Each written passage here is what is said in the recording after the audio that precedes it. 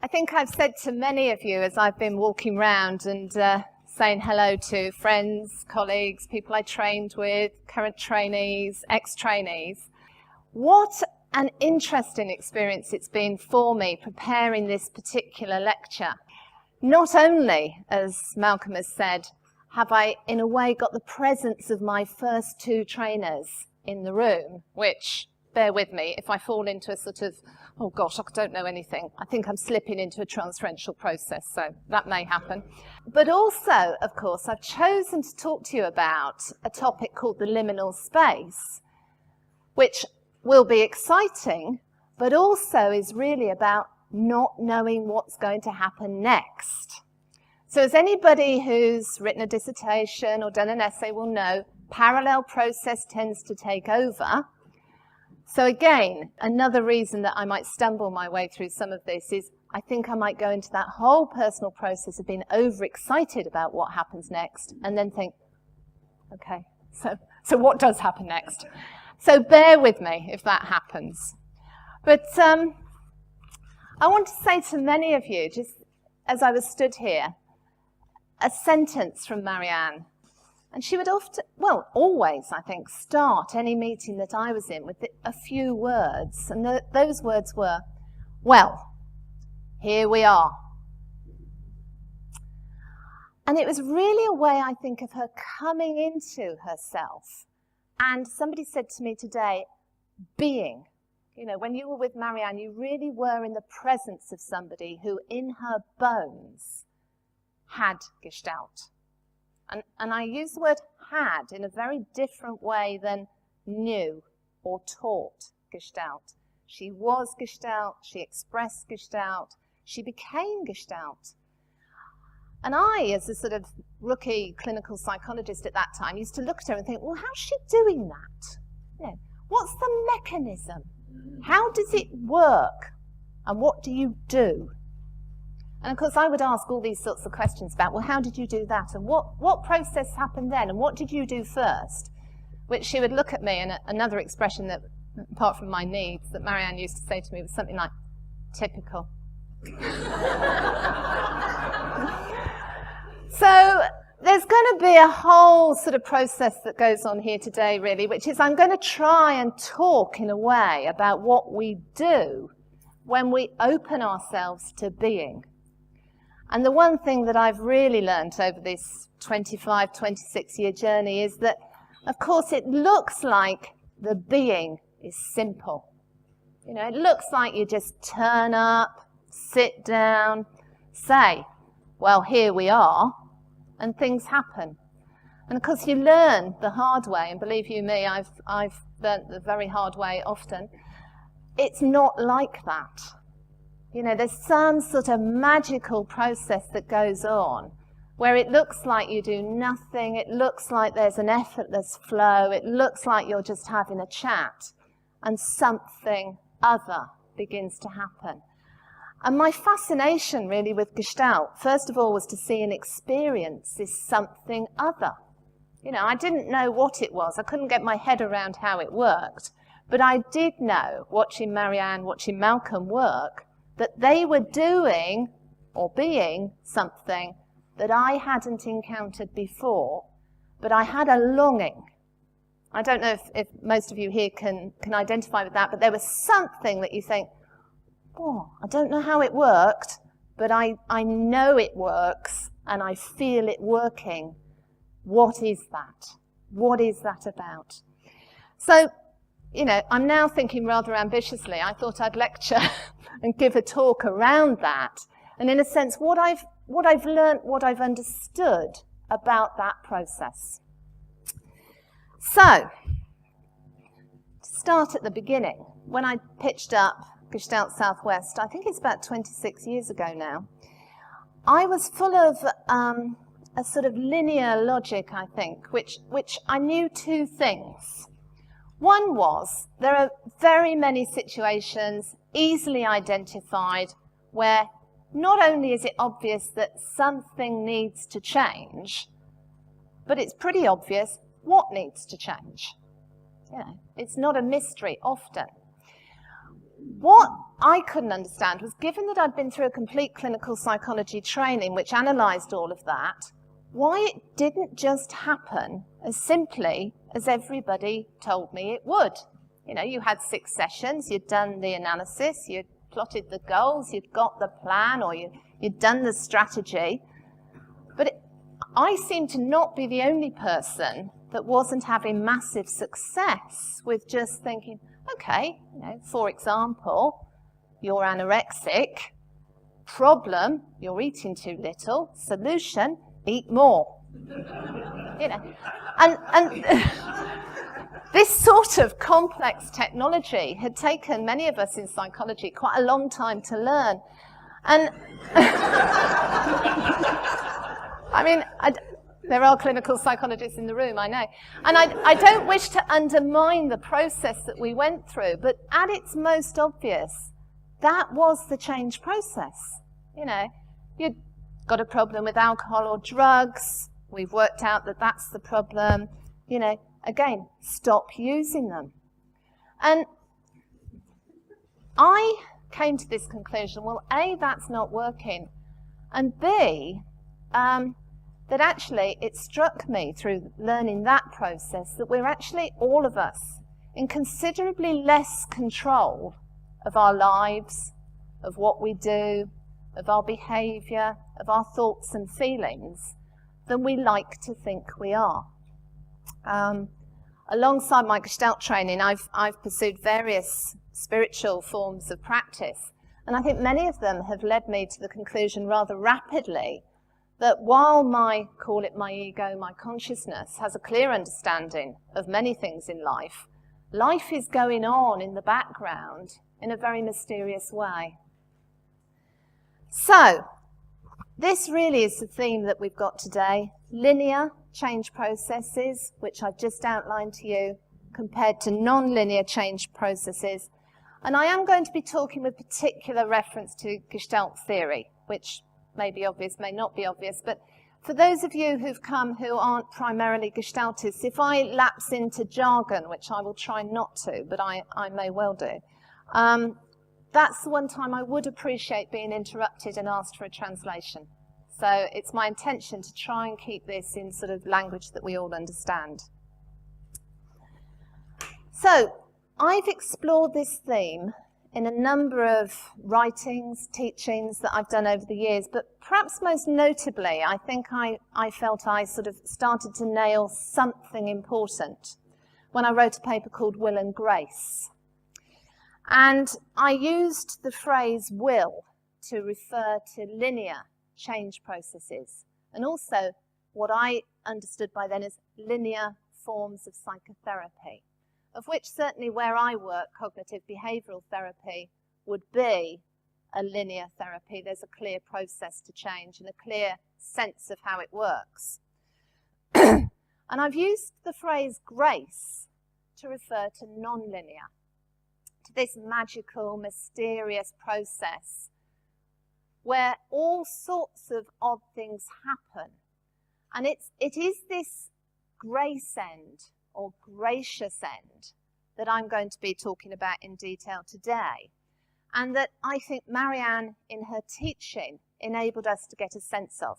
And I think it is one of those things that actually the learning process about this way of being, and in a sense working with the field from Malcolm, is something that we learn rather differently. We can hear it talked about, we can hear it explained, but actually we often have to see it and feel it to really get a sense of what it's about. I also want to say from the outset that I don't see will and grace as a polarity.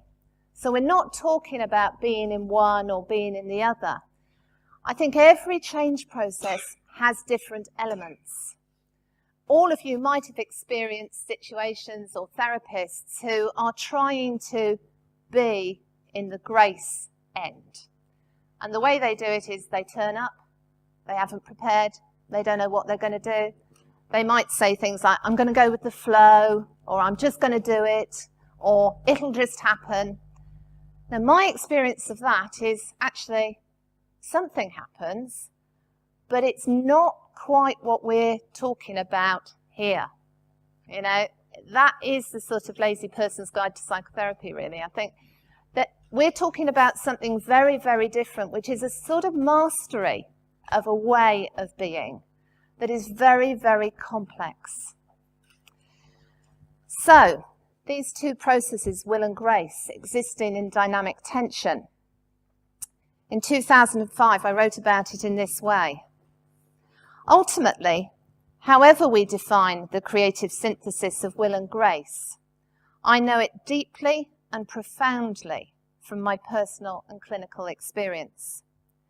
It's the self-organization that, on a good day, gives me a life that flows and buzzes with impassioned vitality. The self-function that permits me to fully contact and connect with life. That creates the inspiration that lights up the therapy room in moments when I learn as much, and sometimes more, than my clients. It's then that I hear my own voice saying words that I haven't rehearsed or consciously thought, but they sound wise to me, both in what is said and also the how and the when of the saying. At these times, I've used my will and everything I've consciously learnt to get me to a place where I can let go. And the quality that I call grace intervenes. As the Hindu mystic Sri Ramakrishna stated, the winds of grace are always blowing, but you have to know how to raise the sail. So, this is what we're going to be talking about today. It's a process that I think Marianne understood well and that I think she would enjoy listening about. I want to acknowledge, however, that linear change is absolutely foundational as well in all we do. Gestalt theory holds itself somewhat outside a linear model. It has an emphasis on anarchy and what we call the paradoxical theory of change, which is the more you aim to change, the more resistance you encounter. But I would argue that, with the exception probably of mental health trainees, not many people enter a therapy process, a coaching process, an organizational development process with the aim of just exploring. You know, many of us will have done, but it's not common. So somewhere in the field that we enter when we work in any of these ways, there's an anticipation, a longing, an eagerness, and an expectation that something different and positive is going to happen. And I think to pretend that that's not around is naive. So, this synthesis at the moment between will and grace, I'm now talking about as an opening to liminal space. And on that note, I'm now going to try a bit more of the technology, the PowerPoint. I think it's another first for the Marianne Fry lecture. It's certainly something that Marianne would have raised an eyebrow and said, typical. And here we go. So, what is the liminal space? Well, many of you will be familiar with the notion of, or an etymology of the word liminal. It comes from the Latin, talking about threshold. And really classically, it's been used to describe a sense of being on the threshold of something that we know nothing about, but we know that something different is going to occur. So when you study this notion of liminality, you're really studying the place of transformation. Could be the place between death and rebirth. It could be the place where all normal structures break down. And there's certainly an opening to something new and unfamiliar. And what I'd like us to do is just begin to embody this in a slightly peculiar way, but if you're all willing, I'd like to encourage you to either staying seated, but probably standing up will give you a clearer idea. So if you stand up or turn round or do something different with your body or a part of your body that moves. And the more different, as I say, you might want to face the back, you might want to sit down, you might want to do anything, but just experiment. And what we're going to do is just begin to move a part of your body, might be your whole body, backwards and forwards, gently, in a sort of rhythmic motion, and begin to get a sense of that motion as you focus internally on your sensations. And I want you to become aware of your breathing and just try to pair breathing in with moving forward and breathing out with moving back. And just really pay attention to the breathing in as moving forward and the breathing out as moving back. Just let your body settle into that rhythm. As you breathe in, you move forward. As you breathe out, you move back.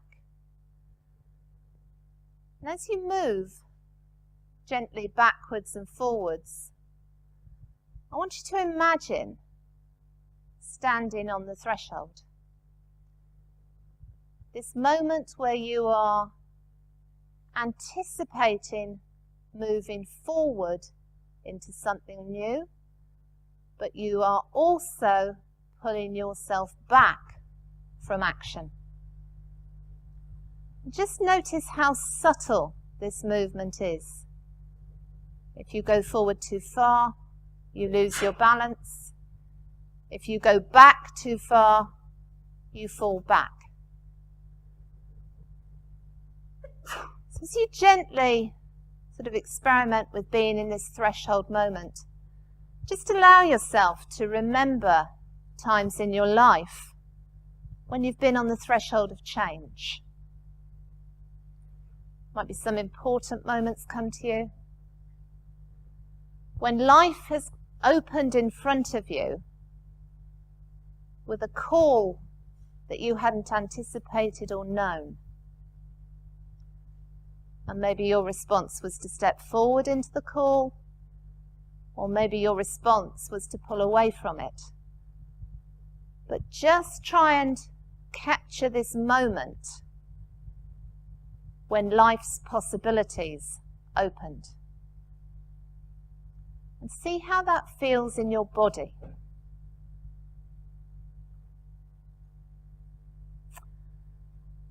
Okay, what I would like you to do now is just take your seat again and just have a brief conversation, just literally 2 minutes, with the person sat next to you about your embodied sense of that moment.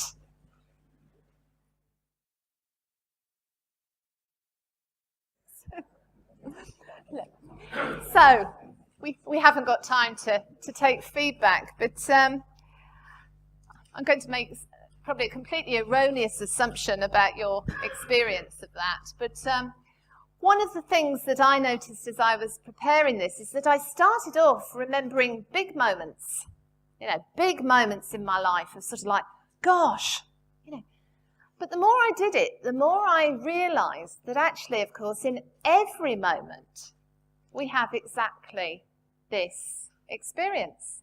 In every moment, we choose in our lives to go forward or to go back. And a lot of the time, as I was preparing this lecture, I realized how frequently I go back. So life sort of provides the opening, the call, and my response is, no, not today, I'm too busy. And it was quite startling, shocking to me to even spend a day experimenting with saying, yes, I'll step forward. So by the end of the day, I had landed myself with all sorts of, visitors, requests, opportunities, So it's very interesting how we manage these threshold moments and how rarely we observe them.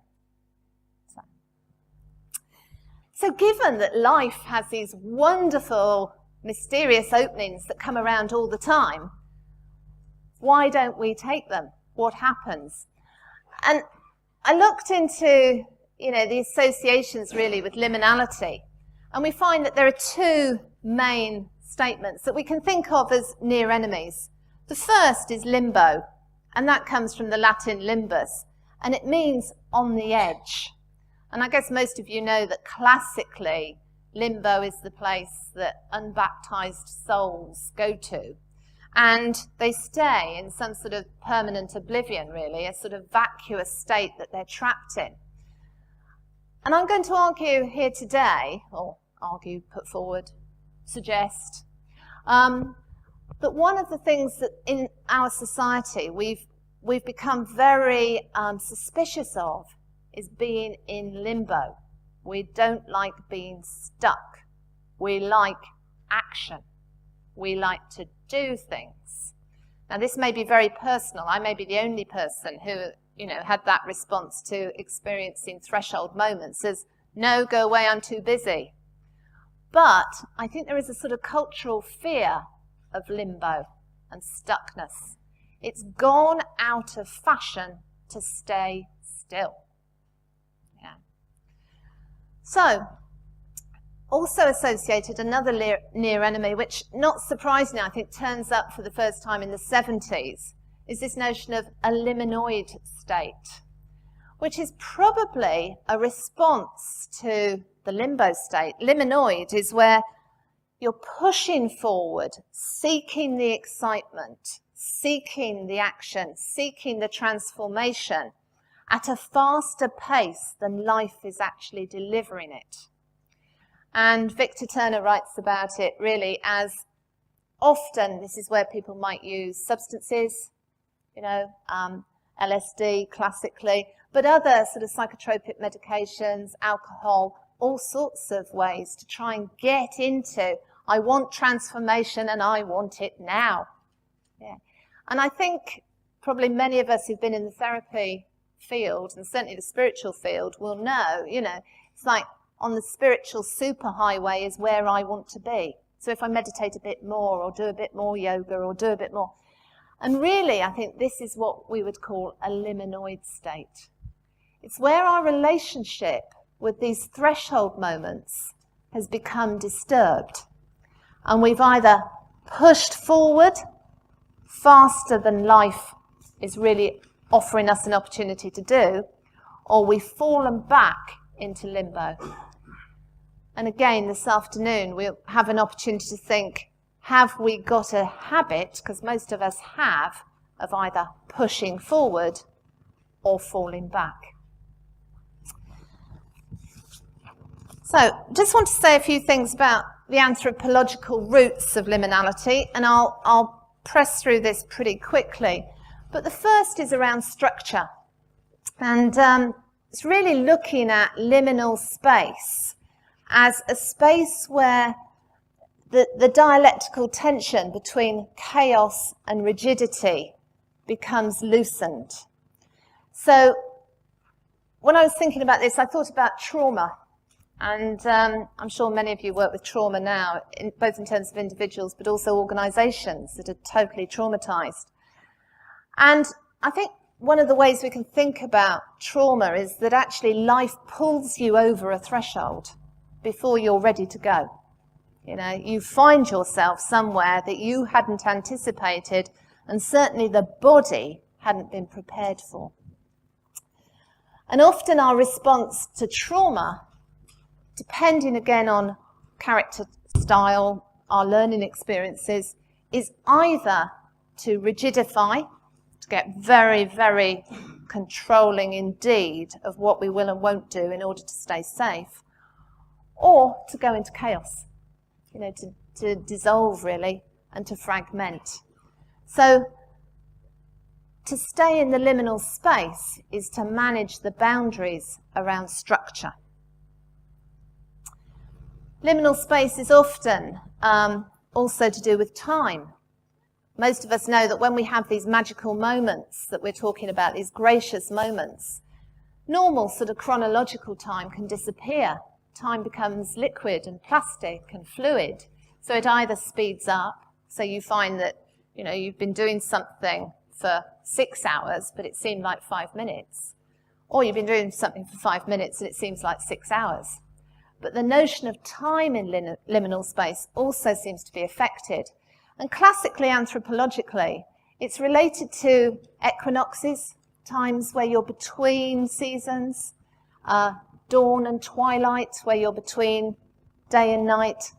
And also, those times, equinoxes, dawn, twilight zone, have often been used as an entry for the mysterious. They're an entering for spirits from other worlds, energies. I'm not going into the twilight zone here, but if we think of the recent sort of ceremony at Stonehenge with the Druids, classically in cultures, we've used different times that are liminal to support transformative processes. And we've really used ritualistic structures to signal those spaces. So generally, in a transformative process involving liminality, you look for ritual structure. And I think some of you that have worked with me, say in residentials particularly, will know that repetitive ritual structures are something that I believe deeply supports transformative change. There's something about, as we do something again and again in a particular way, at particular times of day, as the body begins to know it, as we really pay attention, then things begin to happen that we couldn't have planned or consciously known. Alongside that, you get this change in states of consciousness, where our perception may be deadened, into a state maybe that approaches dissociation, but at best becomes very heightened. And it was interesting, Malcolm, when you were talking about Marianne, you used a word that I find difficult to say, but I think it was prescient, which is the slight sort of sense of being able to anticipate accurately what's going to happen next. And I think some writing that I'm doing at the moment on presence, when you're most present, I think all of us have that sense of, I knew you were going to say that. I knew that was going to happen. I knew that would be your story. And this so-called can't say it with my lisp, sixth sense, or strongly intuitive way of being becomes heightened. And when we're in that altered state of consciousness, then transformation becomes more likely. People, anthropologically, you can have people who in and of themselves are identified as more liminal than others, and often people who have these sort of special powers of presence or prescience will be people who are marginalized in some way. They operate on the margins of groups. They're people, you might call them seers, you might call them visionaries, you might call them illegal immigrants, you might call them all sorts, Again, there'll be positive and negative, but they are people who are extraordinary or outstanding in the way that they will stand out. There will be a quality of difference. The same with place. Generally, there's a loosening of structure and an attachment to place that liminal space is more likely to be developed when we go somewhere specifically for the purpose of transformation, and the place, the situation itself supports that. So it might be somewhere that's on the edge between a sort of a town and the country. It might be somewhere that's marginalized in some way. It might be somewhere that has a particular feature like marshland or even an airport departure ground or a crossroads. You'll all know that sense of standing at a crossroads or standing somewhere where people consistently come and go.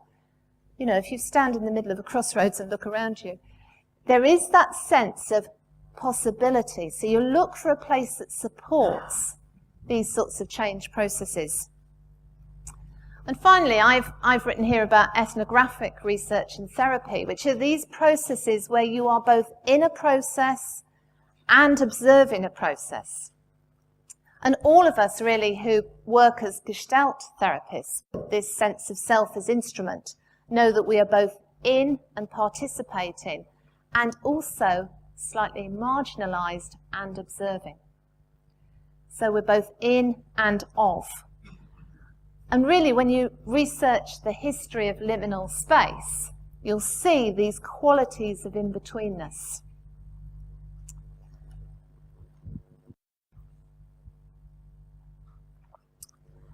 So, I don't know about you, but often when I think about these things, I get a sort of sense of anxiety and a bit of excitement. And again, that sense that for me comes up in the meditation of, gosh, this is exciting. Why don't we do it then? And I suppose what I want to say is, this isn't the world we live in.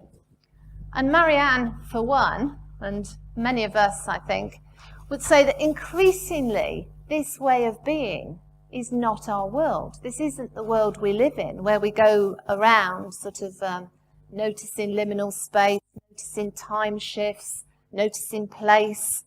We tend to focus more on our disconnection. And the individualistic paradigm, far from connecting us with these moments, where we're deeply resonant, tends to distance us and to lead to that response of, excuse me, time, place, person, I'm too busy to attend to you. And certainly, as Malcolm says, in my day job, I can certainly recognise at the moment in the NHS we've got this massive change process going on, and we're all running around at 100 miles an hour looking for individual heroes to lead this process, with a sense really that how do we resource people? You know, at the moment in the coaching work I'm asked to do, how do I skill you up to lead this process?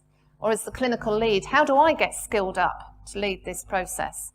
Rather than a sense of somehow we've got to look to a much wider connection and relationship, that it's not within us to do this alone.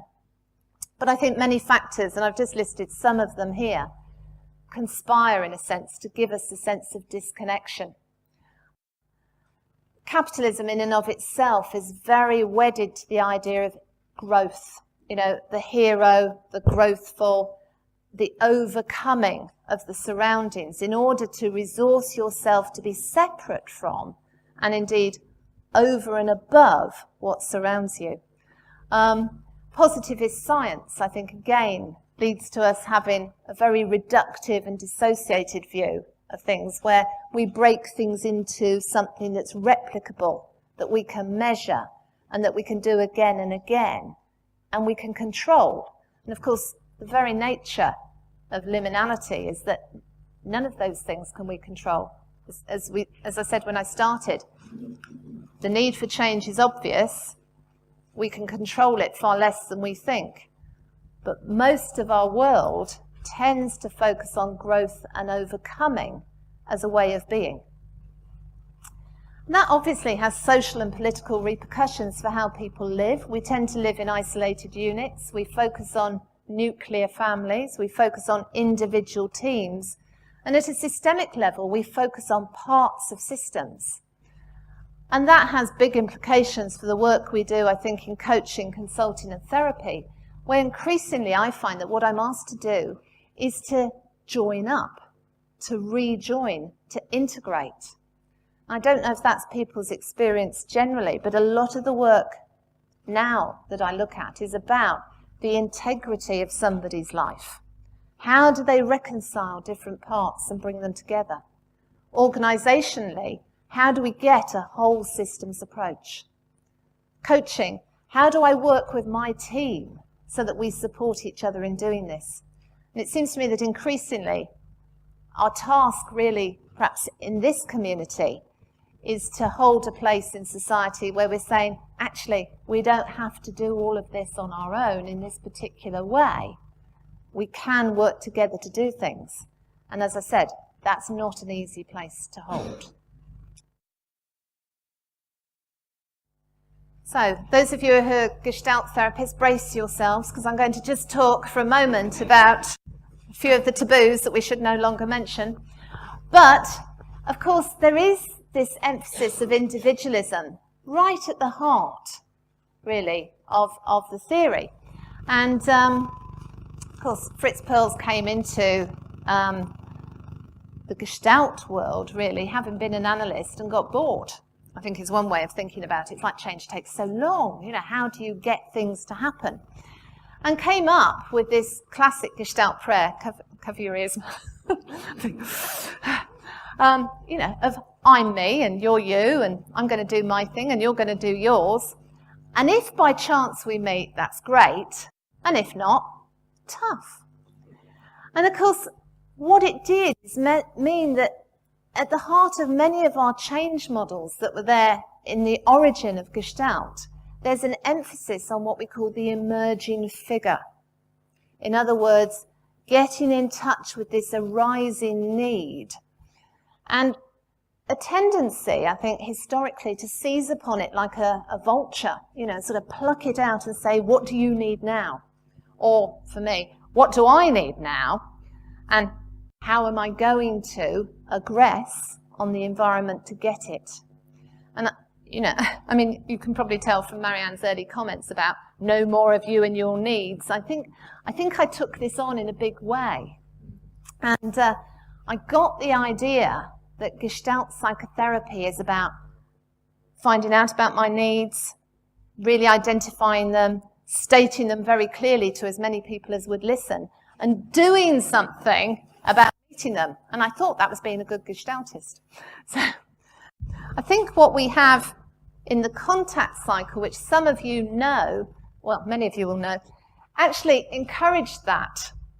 And this wasn't something that was taught at Gestalt Southwest very often, but we nonetheless all got the idea that from the void, you note where we start in the void, sensations emerge, we bring them into our awareness, we mobilize, and at this point here between mobilization and action, which Perls called the classic neurotic block, really the job of the therapist or the facilitator is to somehow find a way to push somebody on around the cycle, or to facilitate somebody around the cycle, so that they have a completed cycle of experience. Now, this is a parody, but this is certainly what I think I somehow took from my early training.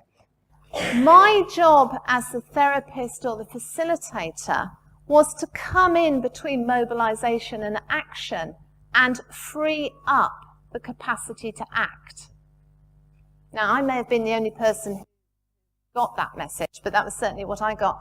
And even quite recently, we find Lynn Jacobs writing about support as that which enables, with a sense of enabling somebody to act, to move into action, in order to overcome, to rise to the challenge, to make contact. And I think this way of thinking about therapy generally, but Gestalt in particular, has led us to have some particular qualities that are deep within our world. And I've put here an agentic culture, an emphasis on action and agency, having the capacity to act. I've written about Gestalt as being a libidinous therapy, you know, an erotic therapy. We focus on this part of the cycle classically that's to do with energy rising. And certainly, you know, the bits probably that I loved most in my training were what I would call high contact moments, you know, where exciting things happened. And I think that, for me as well, led to an emphasis on the cathartic, the abreactive, the idea of strong emotional expression, my self-support.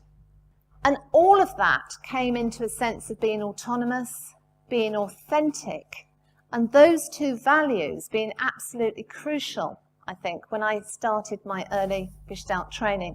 And that I write about now as the will end of the dialectic. Now, this morning I have parodied that, and I think this is often, in my teaching now, I call this the classic Gestalt style, the classic experimental style, because there are some things about this that are absolutely fantastic. It's very creative, people get very clear, we get very mobilized, we do things and feel supported in a way we haven't before. And I think there's been a tendency, I'm going to come on and talk about the relational turn.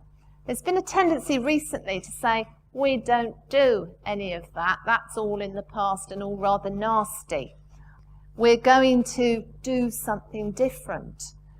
So I have to say, I suppose, that actually, having done the relational turn, I'm doing a bit of a turn back and thinking, I think there's some things in here that probably we don't want to lose, that are the reasons that many of us have come into this sort of field, is to get an opportunity to do something for ourselves in a different way. So, as I say, there's been a paradigm shift over the past 15 years or so into what we call relational approaches, with much more a sense of connecting to the between of the dyad, the sense really that something's going on between us, but we can no longer be as sure as we were when we started that actually this is my stuff or you're just projecting. People remember those days? It was great, wasn't it? You know, as a therapist, there was only really one sentence you needed for the effective running of the whole therapy hour, which was, can you own that projection? Yeah. And then all of a sudden, you know, you had to deal with this fact that we couldn't be so sure that this was my stuff or your stuff, and that what I had called a projection might be a perception. So that was very scary. And what I'm doing really now is focusing on the introduction of liminal space to expand this notion of the between to the between of the field. And this is something, Malcolm, obviously, that you've been pioneering really in your work throughout your career. And looking at our connection outside of the dyad, our connection, and not just into the group, but our connection with the whole field. You know, Gestalt is a holistic therapy. It's a holistic theory. And yet often, I think with the relational turn, we've come back to focusing just on the two people within the room. So, what's in a liminal model? Okay. Focus on context. And what I mean by that really is, in any moment, there are a number of existential gibbons. Where we are, who we're with, what's going on around us. And all of our phenomenological roots ask us to pay attention to that. I mean, classically in Gestalt, we borrow from Husserl, who really came into phenomenology as a scientist, interested in saying, how do I take a scientific approach to understanding my experience of things? You know, how can I be sure that this box of tissues, as I call it, is looking the same, and that Rod is thinking, this is a box of tissues too? And most of us in Gestalt got very familiar with what we call the phenomenological reductions that were designed to take us closer towards our pure experience of the tissue box. So we would just describe the tissues, we would horizontalize, and any feature that occurred to us we would think was as important as any other. And in particular, we would try and bracket everything we knew about the tissue box. It might not be a tissue box after all. Yes. But what we tried to do here is get closer to our experience. And that model really was taken up by Buber when he sort of first introduced this notion of how do we get closer to our experience of being with the other, and focusing on the space between when I meet each one of you. We begin to know and make contact with myself as I and you as an it that I observe, as opposed to us sat here together as two people, having a meeting where something mysterious, and in Buber's terminology, God, fills that space, and there's a different type of contacting. I'm just going to list a few philosophers, and I know there's many people here who are much more versed in this stuff than I am, so bear with me. If I do something dreadful to Heidegger or any of your heroes, I apologise in advance. But one of the things that Heidegger did is said, let's forget this whole notion, really, of transcending. Let's forget the notion of bracketing. Let's forget any idea that we can be outside of ourselves and our context. We are always already in relationship. In other words, our connectedness, what I'm calling these graceful, gracious moments, are our natural state of being. That the sense that we have of being separate, of being disconnected, of being an I that can control something is secondary, probably illusory. That life comes to us. We might turn away, you know? It's like, sorry, too busy. But actually we're always and already in our context.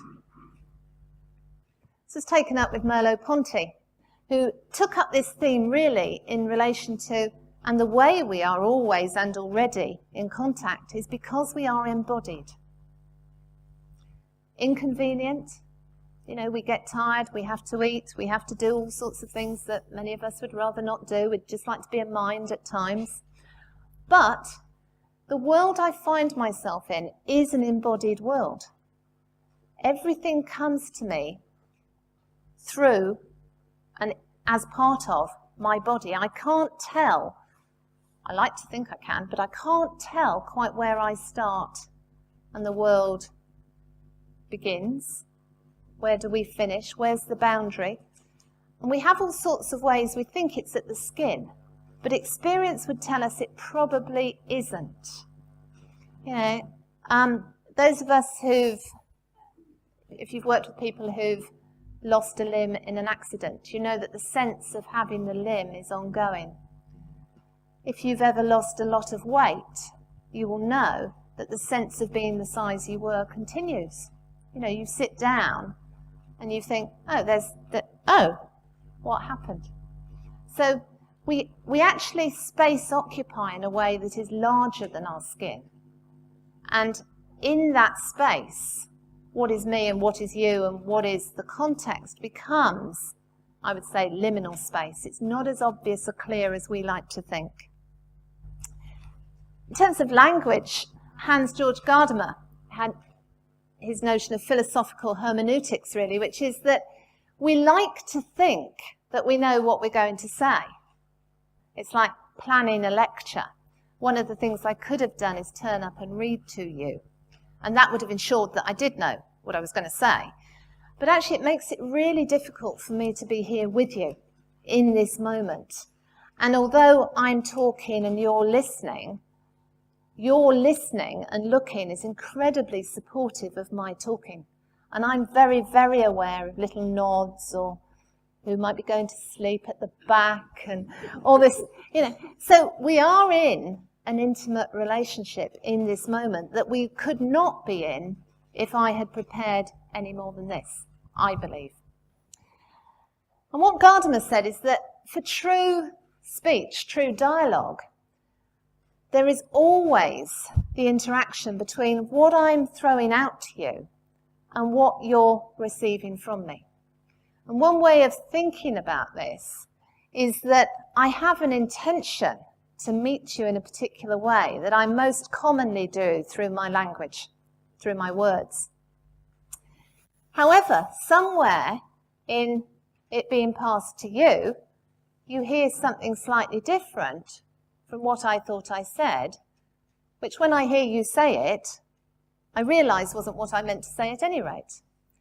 Now, therapy really is a process of those understandings going backwards and forwards the whole time and discovering in the moment what it is that we want to express. I don't know about most of you, but I certainly came into therapy thinking that it was about telling somebody my narrative that I already knew, and that somehow that would be the healing bit. And I think to a small extent that is true. But actually the transformative bit is when I start saying things to you that I didn't know I was going to say. And then I hear from you something that I wished I had said, thought I was going to say, but actually you said it instead of me. And that somehow in the between, this incredible transformative process begins to occur. So certainly in Gadamer we get the difference, clearly articulated for the first time, of the difference between intention, what I intend to put out, and the impact that I might have.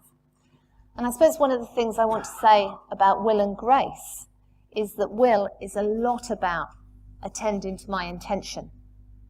Grace and the relational turn is a lot about attending to impact. And I think for a transformative process, we need to attend to both. Because my experience at some stages is, okay, I can go too far into this is what I want to do and now I'm going to do it. But I can also go too far into how are you feeling and doing, and I am here merely to respond, and I lose myself. So actually we're asked to inhabit this very, very difficult place of knowing our intentions and assessing our impact in the moment. It seems to me that in that where we have the between of the dyad and the between of the field coming together, that is the liminal space.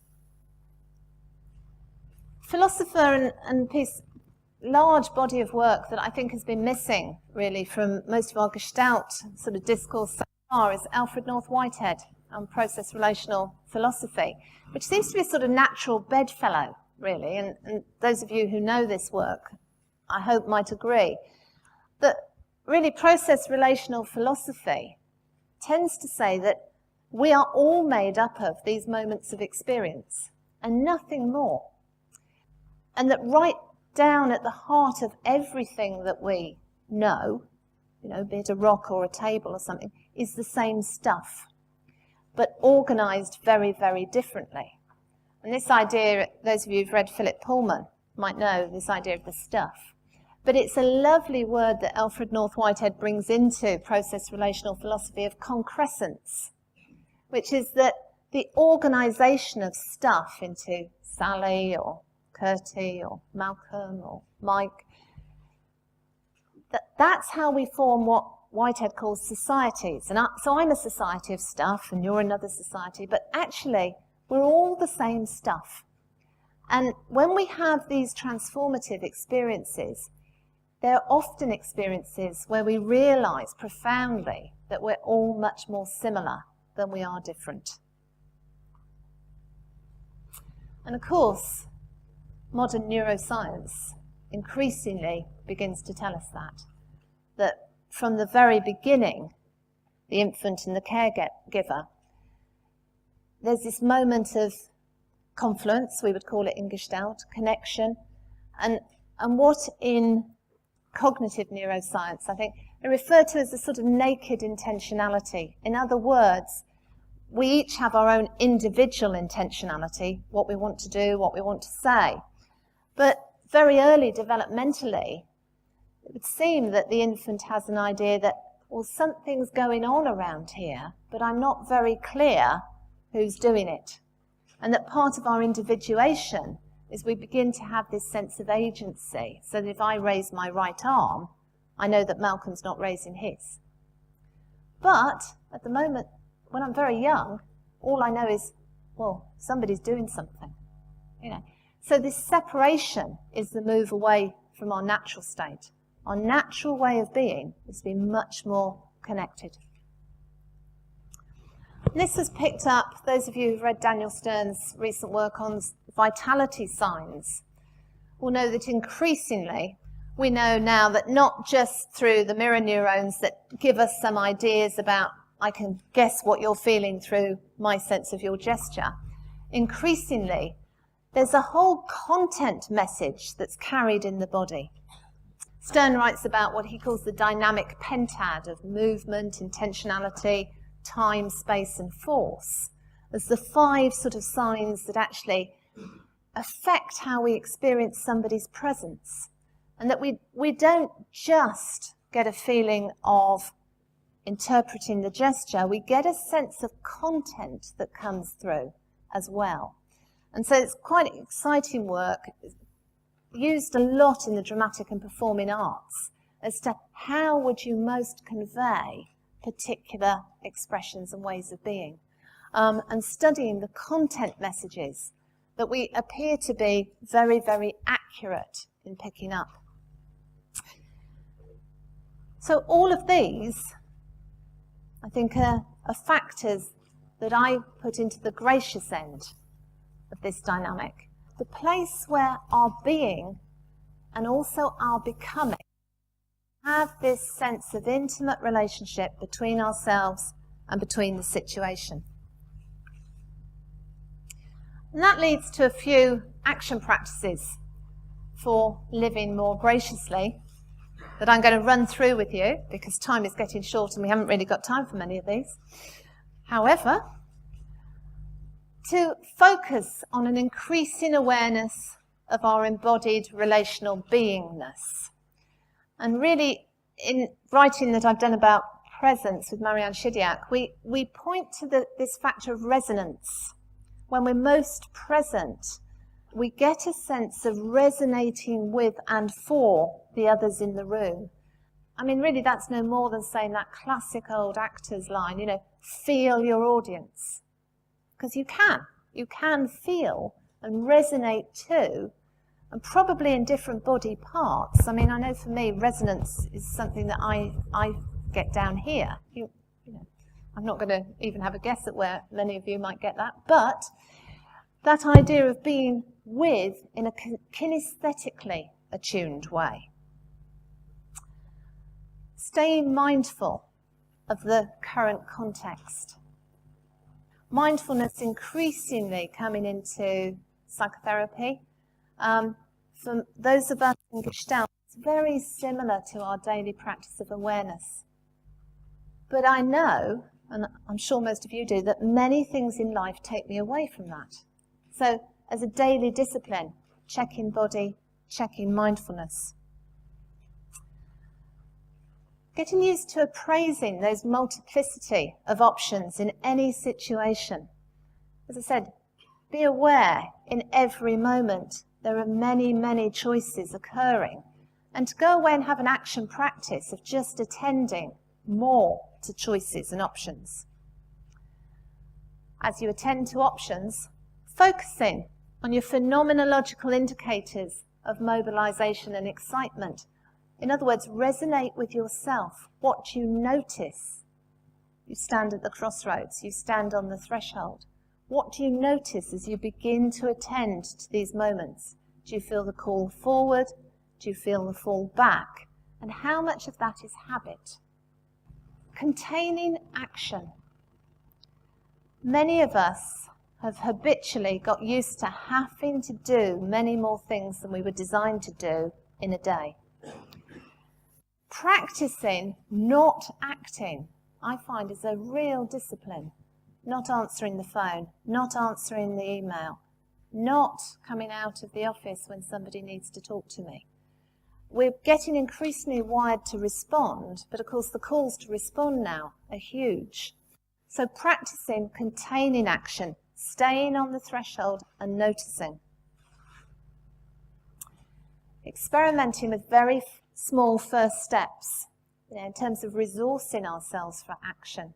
Before we do the dive and say, yeah, I'm going that way, what is needed in terms of starting down that road? And as I start, what happens if I come back? So often there's a sense of, I've made the decision, I've committed now, I'm going to do it. But actually, what happens if I don't do it? What happens if I come back? How does it feel now? Then I'll try a bit more and come back, checking my resource base.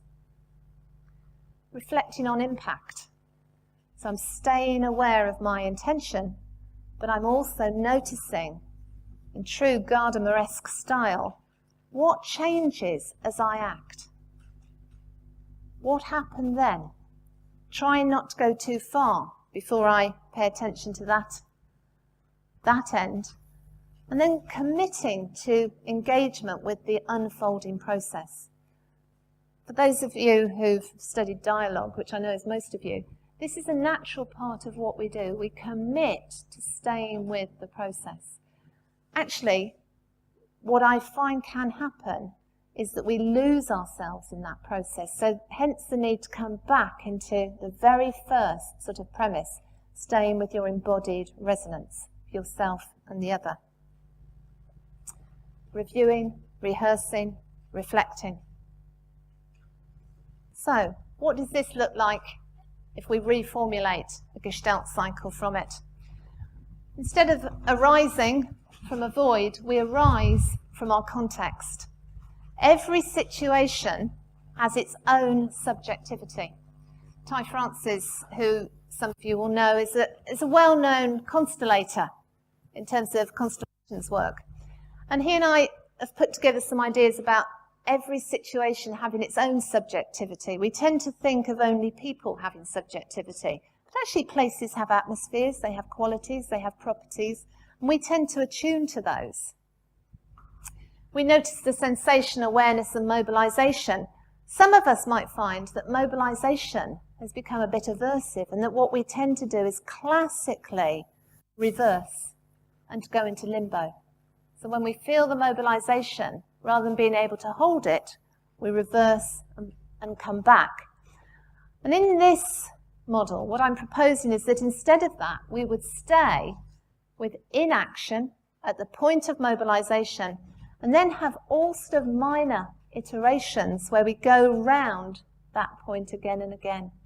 So using the practices I just described, paying attention to our embodied relational being, focusing on our awareness, taking first steps, and that really support then would be that which accompanies the person. It's not that which enables. It's much more sitting alongside in these processes where it feels that we're just going again and again over the same ground. But what we're actually trying to do is stay with this heightened awareness without falling back into a limbo state, but also without going into a liminoid, sort of manic, overexcited, yes, I'm doing everything, I'm going to yoga and I'm meditating and I'm... So not sort of, in a sense, going out on that limb either. In order, in a way, that the field catches up with us and that things begin to change in harmony.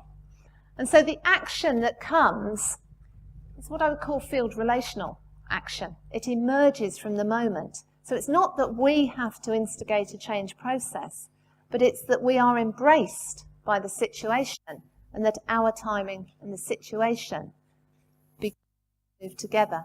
And I think when we've had those moments, those magical, effortless, easy moments where things just happen, that's what we're seeing just happen. So when I wrote this, I felt very, very blessed indeed that I'd been able to train with people who had a strong sense of that. So thank you, Malcolm. Thank you, Marianne. And thank you, the people who were with me in my training. Because I think we did get a sense of what it means to be in that moment, which is to be inspired. In the sense of being in spirit, we actually feel lifted. So, just moving along, I think there's some things I want to say by way of ending that are implications for Gestalt theory and praxis.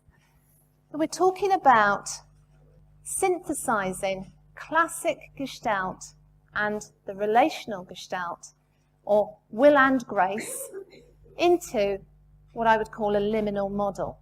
So, having trained in one and trained in another, beginning to pick up the two and use them together. Focusing more on structures of ground. Some of you know I'm in peer supervision with Peter Phillipson, who whenever he hears this expression, sort of, yeah, as soon as you've got a structure of ground, it becomes figure. However, in the moment before it becomes figure, it's that which is under and underneath us. It's our context from which we emerge. And we're talking here about that moment of transcendence and immanence joined, being and becoming, They're very fleeting, and of course in every moment as we spot it, it's already past. But we can have the embodied sense of arising, and we arise from our context.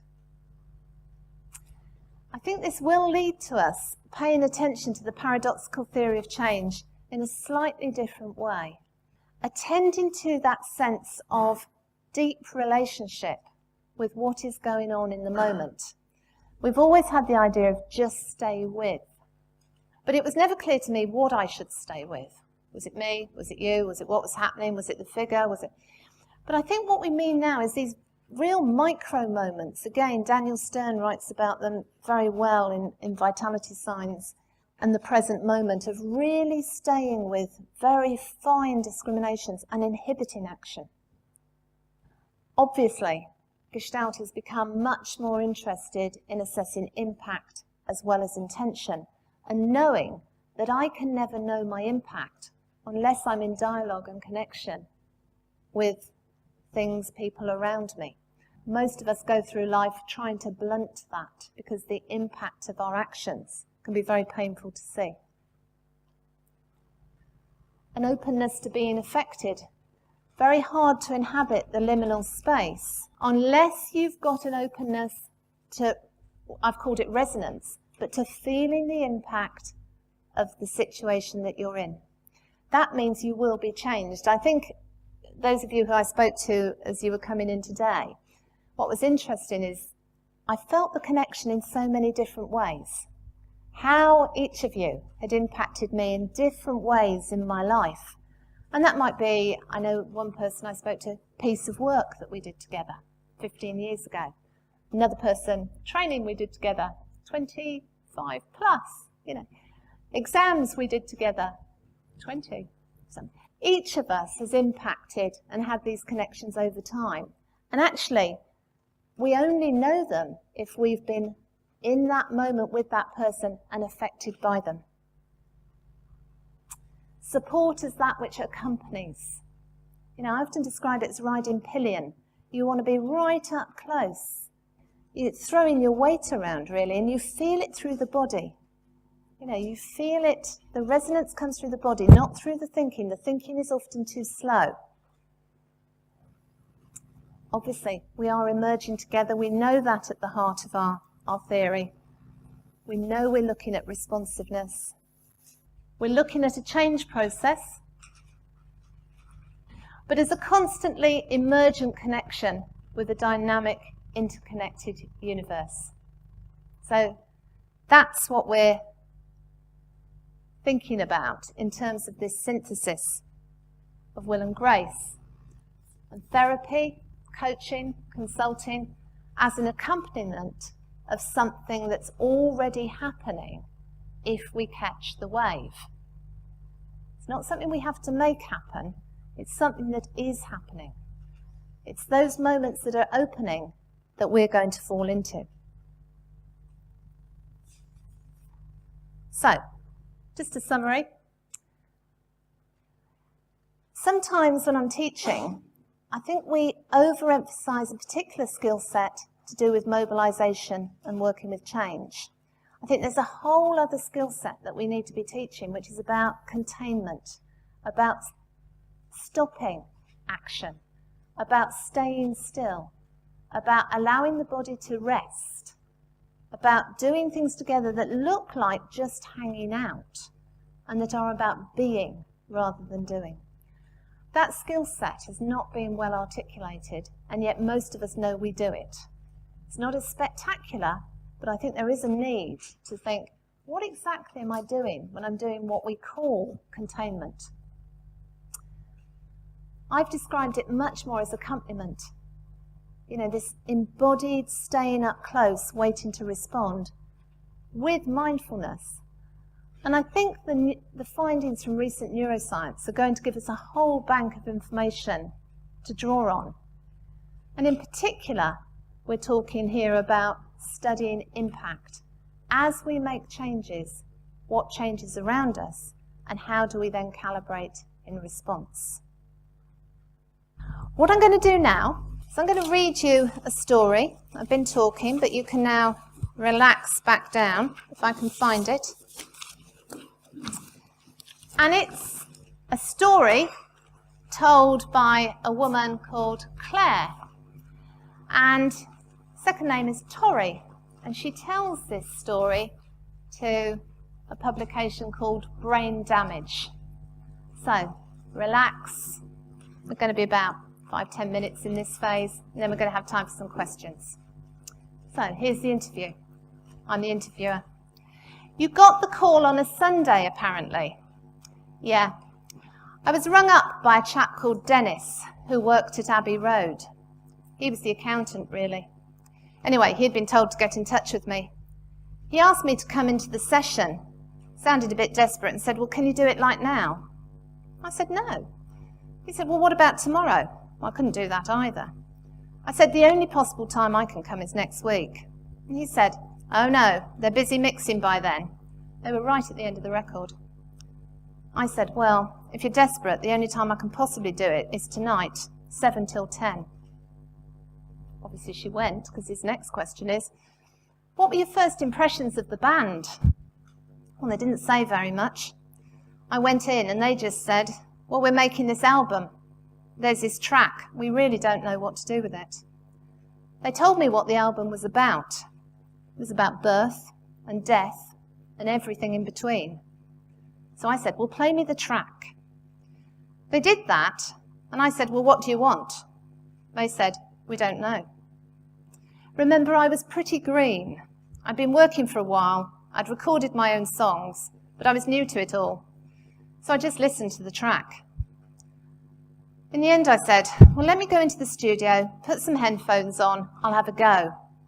I went in, put the headphones on, and just started going, ooh, and ah. And all this time, I was getting a bit more familiar with the backing track. There was a bit more conflab. I remember thinking to myself, I really, really don't know what to do. Perhaps it would just be better if I said thank you very much and gave up. We weren't getting anywhere. It's just nothing. That was when I thought, well, maybe I'll pretend I'm an instrument. So I said, start the track again. I started getting a pattern of notes. And they said, well, this seems the right direction to go. I told them to put the tape on. I knew from past experience, well, I was called First Take Tori, because very often the first take I ever did was the best. At the end of the first take, Dave Gilmore said to me, do another one. Just try and get into the emotion. So I did another one. And then he said, I think we could do a better one. I started, but halfway through I realised I was going to be repetitive. It was getting derivative. It didn't have that off-the-top, instantaneous something. It was beginning to sound contrived. I said, I think you've got more than enough. I went away. I thought it sounded like caterwauling. I think Rick Wright has subsequently said I was embarrassed. And I was. I just went away and thought, oh dear. But I actually said to them, thank you very much. And off I went. By 10 o'clock, I was having dinner with my boyfriend in the Chelsea kitchen on the King's Road. So, if we can, Tony, listen to the track.